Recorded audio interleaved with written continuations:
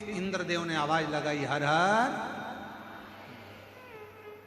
फिर भी शिव जी के नेत्र नहीं खुले।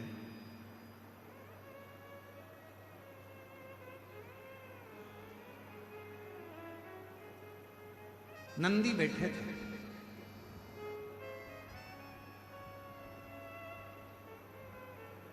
और नंदी को बैठा हुआ देखकर नंदी बैठे थे। इंद्रदेव ने प्रणाम किया है नंदी, और पहले भी कहा, आज फिर कहते हैं, तुम्हारे मन की अगर कोई कामना हो ना, नंदी के कान में जाकर धीरे से पहले भगवान शिव का नाम उच्चारण करो। ओम नमः शिवाय बोलो तो ओम नमः शिवाय, नमः शिवाय बोलो तो नमः शिवाय, श्री शिवाय नमस्तुभ्यम बोलो तो श्री शिवाय नमस्तुभ्यम। नंदी के कान में कैसे कहना चाहिए आप लोगों को मालूम है? नंदी के कानों में कहने के लिए दुर्वा का भाग रखा जाता है अपने हाथ में, और दुर्वा के भाग को अपनी हथेली में हाथ में रखकर फिर नंदी के कानों के पास में जाकर धीरे से कहा जाता है, श्री शिवाय नमस्तुभ्यम, श्री शिवाय नमस्तुभ्यम। नंदी से अपने मन की कामना, बाबा हे नंदीश्वर, आपके हृदय में, आपकी दृष्टि में शिव समाये हैं। बाबा बहुत दुखी हूं, बहुत तकलीफ में, बहुत बड़ी कष्ट में।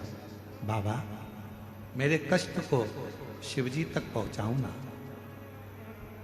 मेरे दुख को मिटाओ ना। बाबा अपनी दुख, अपना कष्ट नंदी के कान में कहकर दुर्वा को नंदी के सामने देकर वहां से चल दीजिए। मेरा देव अधिदेव महादेव 3 महीने के अंदर आपकी वो अर्जी स्वीकार जरूर करें। एक दुर्वा का भाग और नंदी के कानों में कहा गया शब्द जीवन का एक आनंद दे।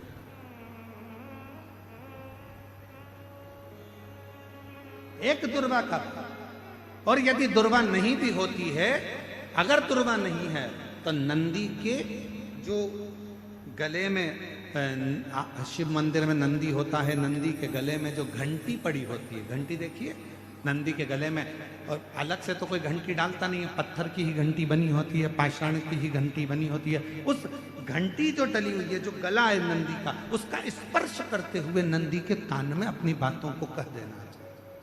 स्पर्श।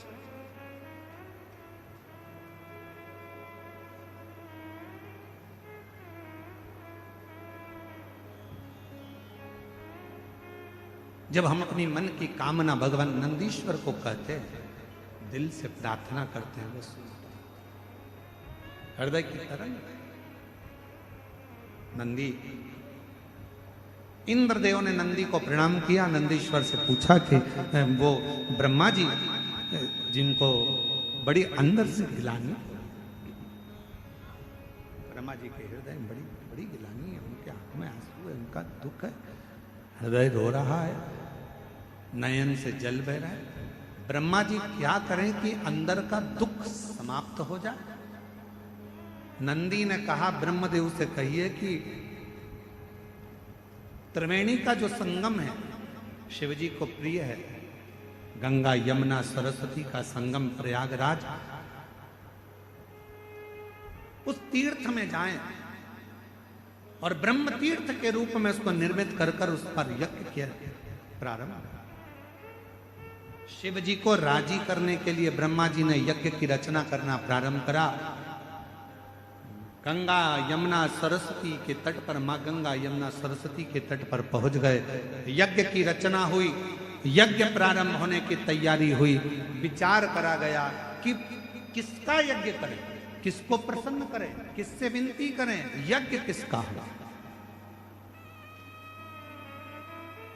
तब ब्रह्मा जी ने देवताओं से पूछा, देवता कुछ बोले नहीं। भगवान नारायण से पूछा, नारायण कुछ नहीं बोले। तो ब्रह्मा जी के मन में भाव आया, मैं अपने पुत्र देवर्षि नारद से पूछता हूँ यज्ञ किसका करा जाए। देवर्षि नारद ने अपने मन में भाव रखा तो अपने भांजे पर्वत मुनि से पूछा। पर्वत मुनि ने जाकर सीधे तुमरुका जी से पूछा कि ब्रह्मा जी यज्ञ करना चाहते हैं, कौन सा यज्ञ करें। पर्वत मुनि के बात सुनकर तुमरुका जी ने अपने मुख से कह दिया कि ब्रह्मा जी से कहो कि रुद्र को प्रसन्न करने के लिए, शिव को प्रसन्न करने के लिए कोई युद्ध, रुद्र यज्ञ का एक आनंदमय रूप धारण किया।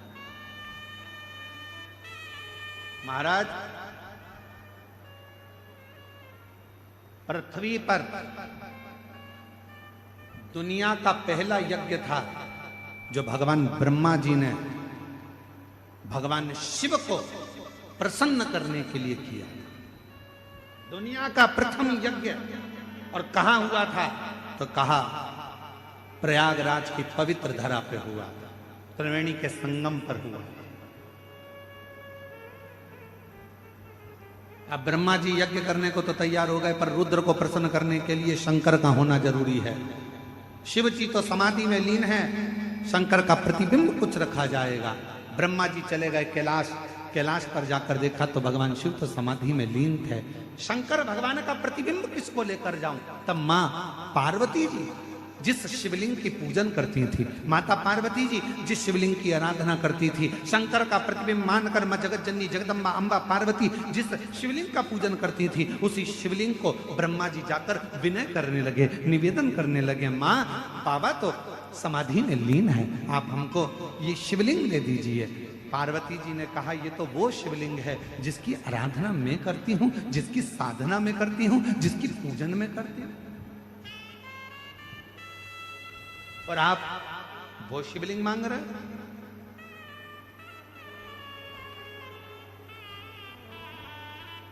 जगदम्बा अम्बा करेंगे, मैं इस शिवलिंग को नहीं दे सकता, ये मेरी पूजन का स्थान है, ये मैं पूजती हूं।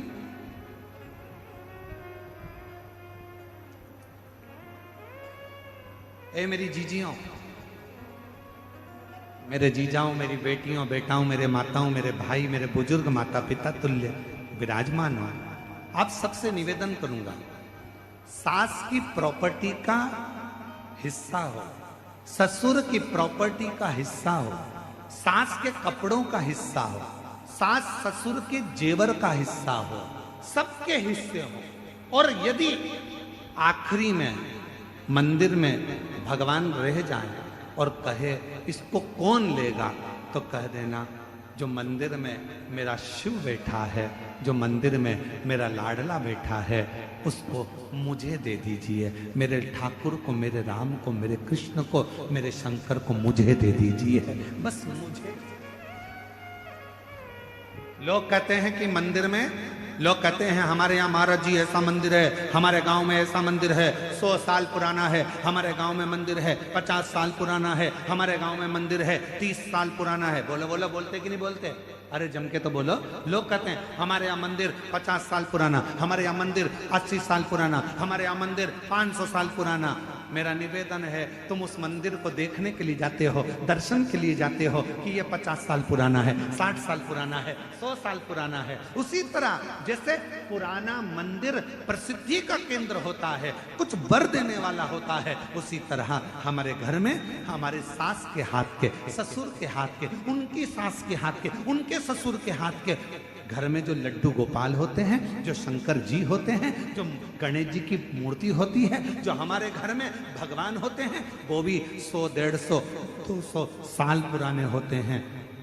यदि वो हमको प्राप्त हो जाए और हम उनकी पूजन करना प्रारंभ कर दें, तो वो भी हमें वर देना प्रारंभ कर दें, वर देना। पर आजकल एक नया फैशन हो गया। एक गुरुजी, हमारे घर में तो छोटे से भगवान हैं, इसलिए हम बड़े लाएंगे।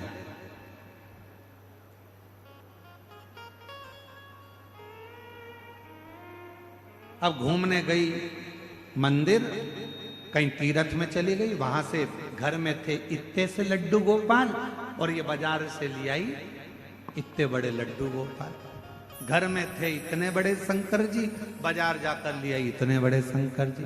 घर में थी इतनी बड़ी कुल देवी, बाजार जाकर लिए इतनी बड़ी कुल देवी। ईमानदारी से बोलो, जम के जरा सावधानी से ध्यान रखकर बोलना।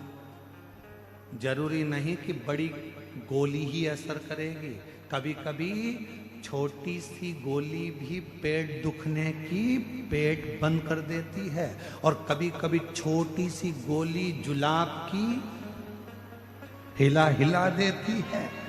महाराज, भगवान ना कभी छोटा होता है, भगवान ना कभी बड़ा होता है, भगवान तो भक्त के भाव से बड़ा और छोटा होता है। भाव शिव भक्तों के, और कितना सुंदर कड़प डाकू मुंह में पानी भरकर शंकर जी पर फेंक रहा है और शिव जी मुस्कुरा रहे हैं। कड़प डाकू पशु मार मांस लाकर भोग रख दिया, शिव मुस्कुरा रहे हैं। कड़प डाकू पांव से भगवान के पास रखे हुए पुष्प को हटा रहा है, शिव जी प्रसन्न हो रहे हैं। भगत डमरू वाले के, भगवान शिव के भक्त, भगवान शंकर के भक्त कड़प अलमस्त है। के पेड़ पर हिरण को ढूंढ रहा है, साधने के लिए, मारने के लिए तैयार खड़ा है, और छाजल में से पानी नीचे गिर रहा है शंकर के ऊपर। पांव से